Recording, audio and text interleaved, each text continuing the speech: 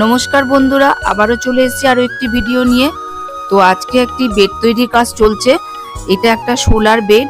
এই বেডটার মধ্যে আমার বাগানের যত পচা পাতা, ফলের খোসা কাশি, সমস্ত পচা এগুলো দিয়ে উপরে মাটি বালি সব দিয়ে আমি একটা বেড তৈরি করছি। তবে আমি বেড এরকম তৈরি করেই রেখে দিই, কারণ আমার বাগানে 2-1 দিন বাদে বাদে কোনো না কোনো অতিথি এসে বসে থাকে, তাকে জায়গা দেওয়ার জন্য আমি বেড তৈরি করে রেখেছি। আজও এসেছে, তবে তোমাদের এক্ষুনি দেখাচ্ছি।